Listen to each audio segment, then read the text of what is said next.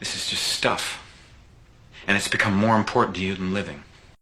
Halo beautiful people, kali ini saya mau bahas film yang super bagus berjudul American Beauty.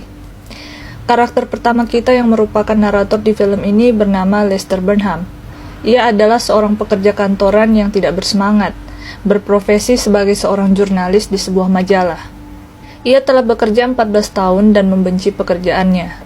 Dia juga tidak bahagia lagi dalam pernikahannya dengan Caroline, seorang agen real estate yang tergila-gila dengan uang. Putri mereka berusia 16 tahun yang bernama Jen, rupanya paham betul dengan kedua karakter orang tuanya, dan merasakan suasana rumah yang sudah tidak nyaman. Ini membuatnya membenci mereka. Selain itu, Jen juga tumbuh menjadi anak yang tidak percaya diri, padahal secara natural ia memiliki penampilan yang menarik, tapi ia selalu menutupinya karena takut menjadi berbeda. Kita beralih ke tetangga baru mereka, seorang pensiunan militer bernama Frank Fitz, yang sangat disiplin dan patuh pada aturan. Istrinya bernama Barbara memiliki penyakit mental katatonik, dan putranya bernama Ricky, seorang yang dianggap freak dan ingin hidup bebas. Ricky diam-diam berjualan dan mengonsumsinya. Ia juga suka merekam seluruh momen dalam hidup, bahkan mengagumi sampah melayang yang ia rekam. Baginya itu terlalu indah. Suatu hari pasangan gay yang ramah yaitu Jim Olmeyer dan Jim Berkeley memberikan hadiah pada Frank dan keluarga untuk berkenalan dengan tetangga barunya itu. Dan setelahnya Frank mengatakan pada Ricky kalau ia benci terhadap homoseksualitas. Kita beralih ke keluarga Lester lagi. Sebagai orang tua yang suportif, Lester dan Caroline datang menonton Jen yang sedang tampil sebagai cheerleader.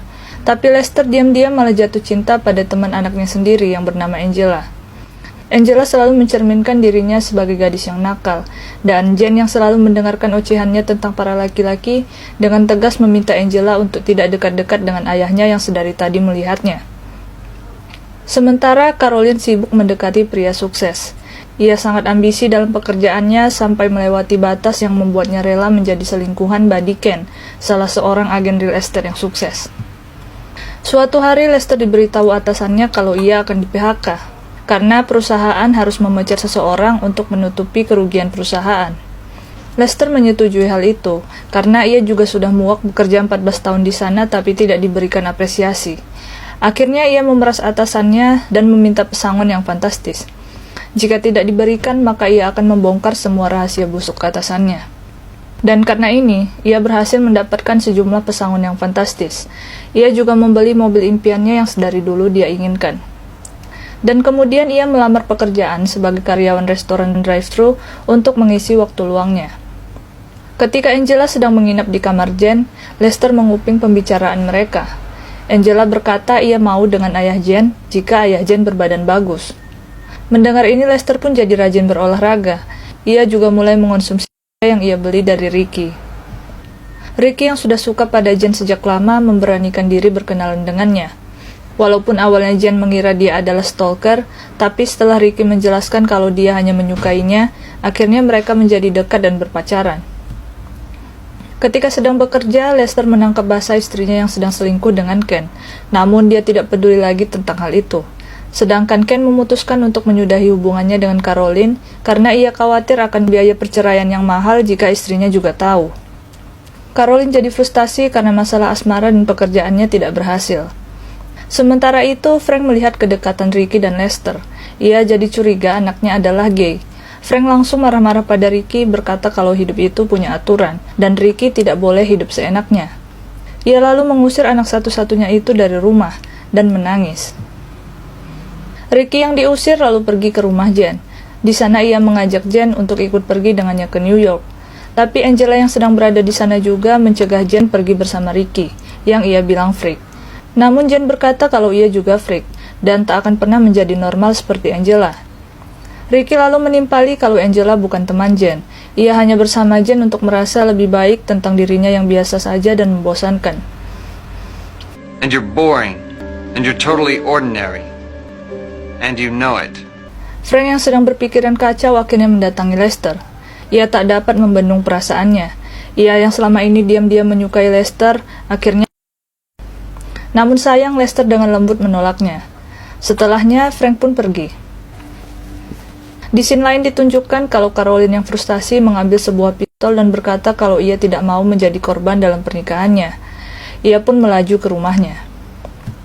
Lester masuk ke ruang tamu dan mendapati kalau Angela sedang menangis. Ia pun menghibur Angela, mengatakan kalau Angela cantik dan luar biasa. Di sini mereka memiliki momen dan tiba-tiba Angela mengatakan kalau ia sebenarnya masih belum pernah. Mendengar itu, Lester terkejut. Ia menyadari kalau penampilan nakal Angela hanya tabir untuk menutupi kepolosannya. Ia pun tidak bisa melanjutkan. Setelahnya mereka kembali berdialog, masing-masing mencurahkan rasa frustasi mereka dalam hidup ini. Ketika Angela pergi ke kamar mandi, Lester mulai memandangi foto keluarganya, yang pada saat itu terlihat sangat bahagia. Ia pun tersenyum memandanginya. Tapi sayang itu adalah momen terakhir dalam hidupnya, karena tiba-tiba sebuah pistol dari jarak dekat. Suara itu langsung mengusik semuanya.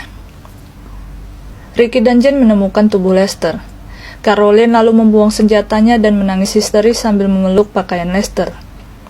Frank yang berlumuran dan mengenakan sarung tangan bedah kembali ke rumah dan diperlihatkan kalau sebuah pistol hilang dari koleksinya.